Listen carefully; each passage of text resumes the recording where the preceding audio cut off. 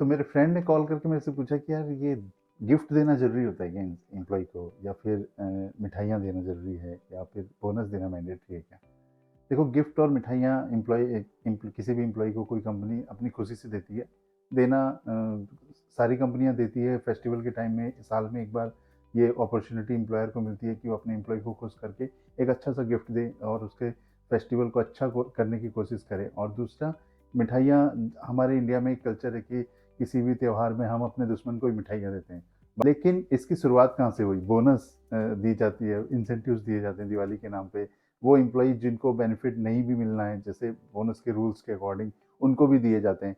तो वो क्यों दिए जाते हैं और इसकी शुरुआत कहाँ से हुई, इसकी हिस्ट्री क्या है, इसके बारे में आज हम बात कर रहे हैं। और ये बहुत ही इंटरेस्टिंग है। इन सन 1857 में जब ईस्ट इंडिया कंपनी आई थी, तो उससे पहले हमारे भारत में बहुत सारी रियासतें होती थी और उन रियासतों में एक कल्चर था कि भाई जो भी उन रियासतों के महलों में काम कर रहे हैं, बाजार में राजा के साथ डायरेक्टली और इनडायरेक्टली काम कर रहे हैं, तो वो फेस्टिवल के टाइम में उनको कुछ ना कुछ गिफ्ट देते थे और मिठाइयाँ दे करके उनको खुश किया जाता था, ताकि वो ईमानदारी और अच्छे मन लगा करके अपना काम करें और फेस्टिवल के टाइम में उनको ऐसा फ़ील ना हो कि यार हमारे लिए कोई सोचने वाला नहीं है। तो ये कल्चर वहाँ से स्टार्ट हो चुका था कि अपने फेस्टिवल के टाइम में जैसे कोलकाता में दुर्गा पूजा के टाइम में, या फिर पोंगल, ओणम के टाइम में साउथ में उनको मिठाइयाँ और गिफ्ट दी जाती है। नॉर्थ में दिवाली के टाइम में दी जाती है। ऑल ओवर इंडिया में दिवाली के टाइम पे ये मिठाइयाँ और गिफ्ट दी जाती है।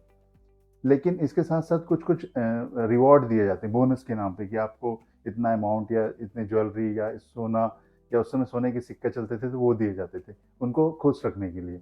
बाद में ब्रिटिश गवर्नमेंट आई और उन्होंने अपने-अपने रूल्स के अकॉर्डिंग बहुत सारे चेंजेस किए। उन्होंने लेबर लॉज़ के नाम पे उनके पास होता है कि जब पूरे महीने की सैलरी मिलती है तो 1 महीने की सैलरी कम कैसे हुई?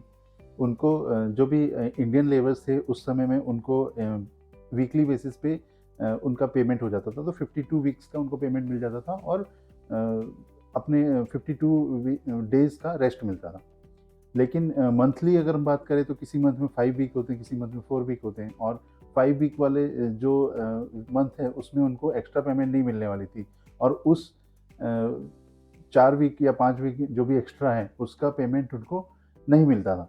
तो उससे उनका लॉस हुआ। तो उन्होंने डिमांड रखी कि हमारे यूनियंस होंगे और उसपे वो डिमांड करेंगे कि कैसे इसको कंपनसेट किया जाए। तो उन्होंने ब्रिटिशर्स ने ये रूल निकाला कि इसको आपको हम दिवाली या फिर कोई फेस्टिवल में एज़ अ बोनस पे करेंगे। तो बोनस की शुरुआत वहाँ से हुई और सबसे पहले बोनस का पेमेंट टाटा कंपनी ने स्टार्ट किया था। जमशेदजी टाटा ने ये रूल लगाया था कि हमारे एम्प्लॉइज़ को जो भी हमारे साथ काम करते हैं उसको उनको कुछ ना कुछ बोनस अमाउंट ज़रूर मिलेगा। तो उनका फिक्स एक अमाउंट था और वो एवरी एम्प्लॉयी को देते थे। जो भी एम्प्लॉय उनके सीनियर लेवल पे काम करते हों या जूनियर लेवल पे, उनको सभी को बोनस मिलता है और वो रूल और रेगुलेशन आज भी वो फॉलो होते हैं। हम 1947 में जब देश आज़ाद हो गया तो इंडस्ट्री वही प्रैक्टिस फॉलो कर रही थी, लेकिन ये नोटिफाइड रूल नहीं था। 1965 में जब ये रूल के ऊपर डिस्कशन होने लगा कि कुछ कंपनी बोनस दे रही है, कुछ कंपनी नहीं दे रही है, और बोनस के लिए कौन से एम्प्लॉय एलिजिबल है, कौन से नहीं है। कुछ कंपनीज को मन करता था जिस एम्प्लॉय को देना था उसको दे देते थे, जिसको नहीं देना था वो नहीं देते थे। तो इसके ऊपर भी काफ़ी सारे लेबर डिपार्टमेंट में केसेस आने लगे। तब जाकर के इसको रूल को नोटिफ़ाई किया गया 1965 में, और 1966 में इसके रूल नोटिफ़ाई करे गए थे।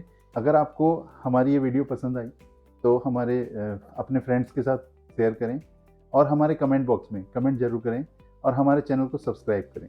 धन्यवाद।